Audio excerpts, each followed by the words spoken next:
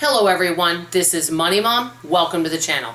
Today I want to chat with you guys and be really upfront and honest with you about my 5 main concerns for people living on a low income, especially in 2024. Let's get started and talk about it. And this is for people that I actually know, not people on YouTube, just people I've met and people I've spoken to, whether it's on the phone or in person. I'm going to get right to number 1. The first thing is I've known of folks that just cannot afford adequate health care. Now, I know some of you may be thinking, well, you may qualify for some services. And I totally understand that, but not everything can be paid for by service, and there are things that you may have to pay for out of pocket.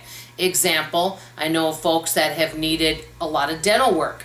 And yes, you can get some discounts on it, but there are still some things you have to pay for.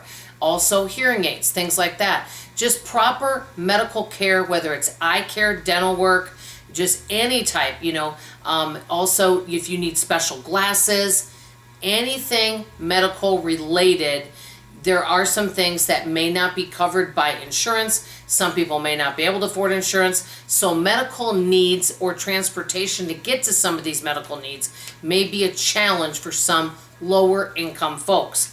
Okay, one of my biggest concerns, number 2, and my father and I were talking about this, is not having enough money for large expenses. And over the years, I've known of folks that have lived in their home and they've really been struggling and they pay their taxes and everything, but if something goes wrong with the house, they don't have money to fix it, and they don't have maybe enough money to even make payments to go into debt to pay it over time. I know of somebody that they had a hole in their roof and they had a bucket there catching the rain because they did not have money to fix it. I also know someone else that didn't have proper plumbing and they just worked around it, but it was kind of aggravating. So any type of large repair, and that could also go with home repair or car repair, anything that needs repairing that's a need.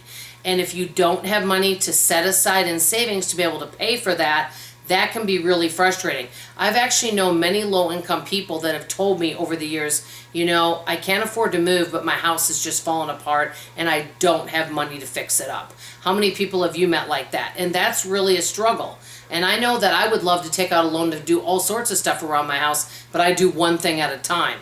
But number 3, also, I've known many lower income people that end up canceling services. I actually had a neighbor a few years back, a few streets over, that told me that, they're living off just Social Security and they ended up canceling their car insurance. They didn't drive much anyway, but they also canceled their homeowner's insurance. And I've actually, seen some people canceling their homeowner's insurance and car insurance now due to the rates going up, and they're just taking a chance. They didn't want to do it, but they said they just have been priced out and they cannot afford it. If you're living on a lower income, and I've said this over and over again, yes, we can live frugally, but we can only cut back so much.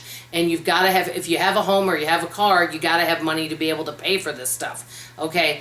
And then the next thing that I put down is that all of this stuff can really, I call it chronic stress. We all have stressful situations that happen to us, but many times stress can be what I call temporary. But with this type of situation, or people living like this where they're feeling a sense of hopelessness, that this is their life for the rest of their life, they feel what I call chronic stress, which really affects their mental health, which then affects their overall health, because they just don't know where to turn or where the answers are, because they are really struggling, and it's like they need several things, but they don't even maybe have money to pay for one of those things that they need.